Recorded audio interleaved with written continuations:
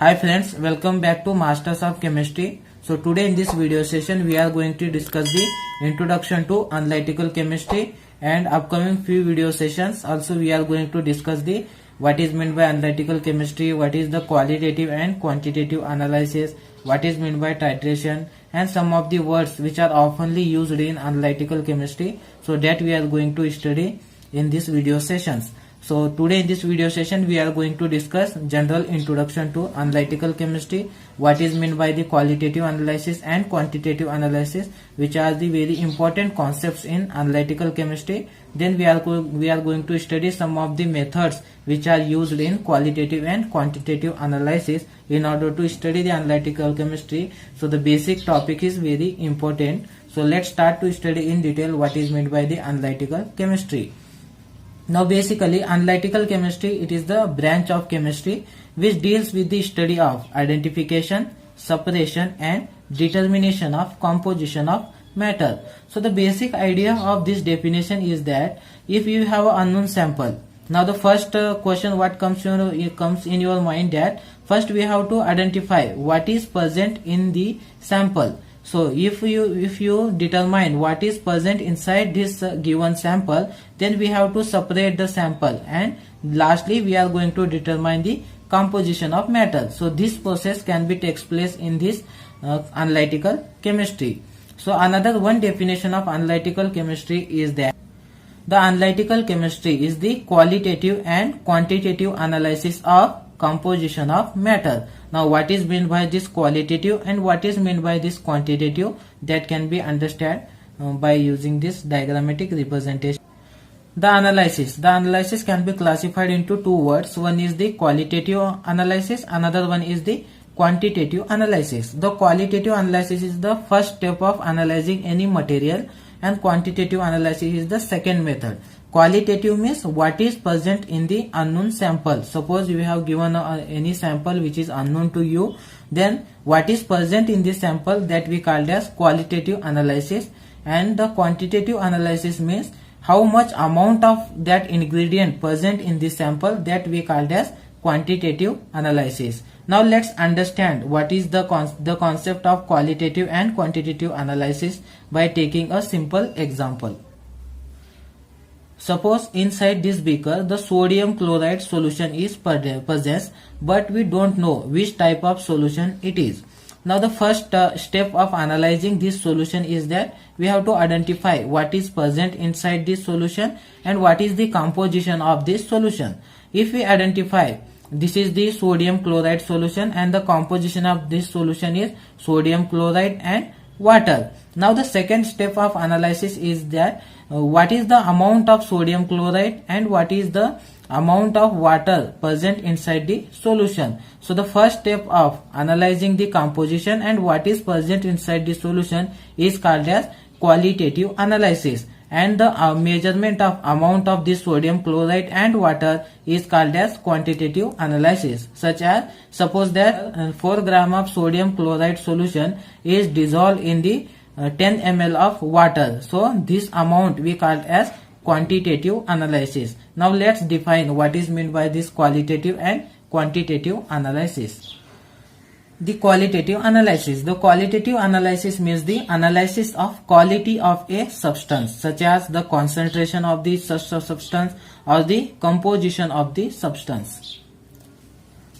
First one is the qualitative analysis. So qualitative analysis is the first step of analysis in which the quality of the substance is measured, such as concentration of the substance in the solution or composition of the solution is called as qualitative analysis. Another one definition of qualitative analysis is the detection of one or more constituent present in the substance. So what is the constituent of substance? Atom, molecules. So that is the constituents of substance. So determination of that constituents is called as qualitative analysis.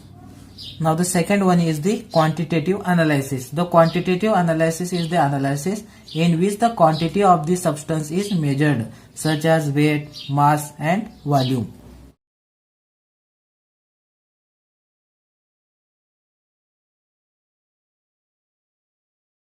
Now let's see some of the sample ranges which are oftenly used in qualitative analysis, and these sample ranges are very important in chemistry while in the preparation of solution. So let's see one by one what is the range of that sample.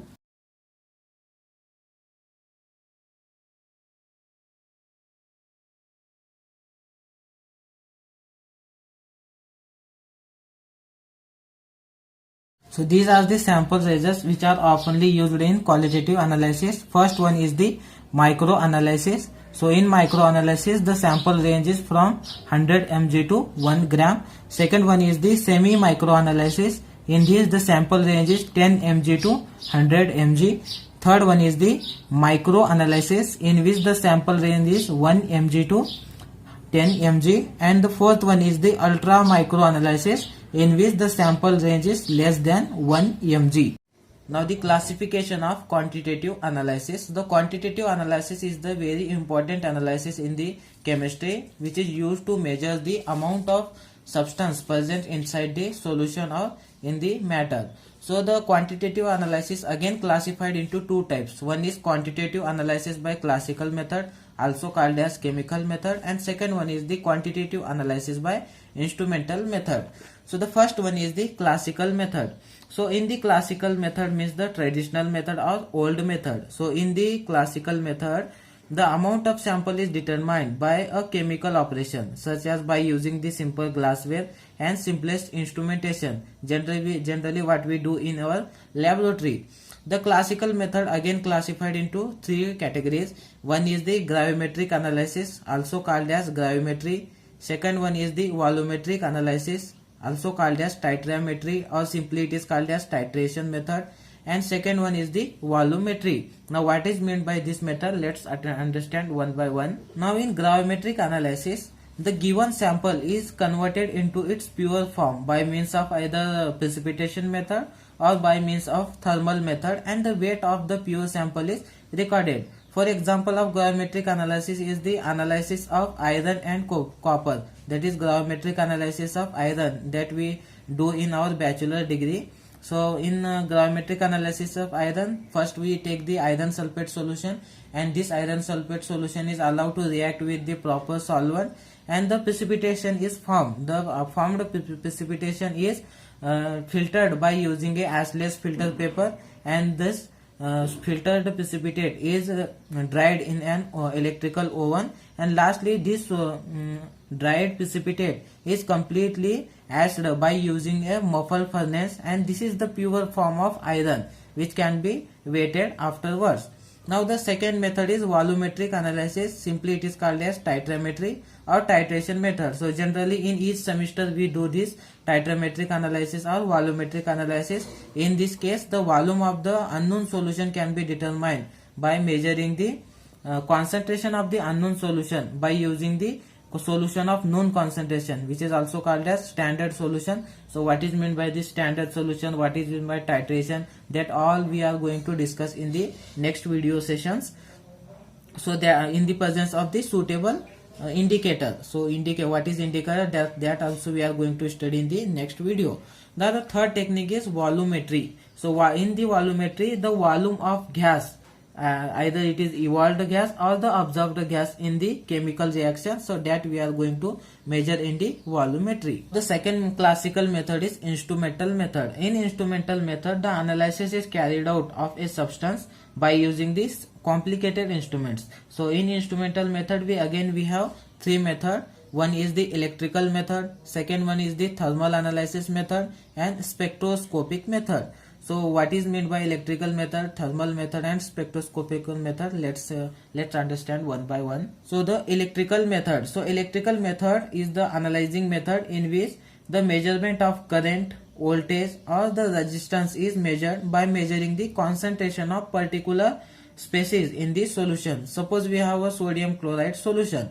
So we just measure the concentration of sodium ion inside the solution, then we get the electrical property of that solution. So again, this electrical method again classified into four types. One is the potentiometry, voltammetry, coulometry, and electrogravimetry. So the potentiometry means the potential of a electrode. In this method, the potential difference of a electrode is measured when it is contact with its own ions. For example, in calomel electrode, when the mercuric electrode is contact with its own ion of mercurous chloride. So this is called as potentiometry.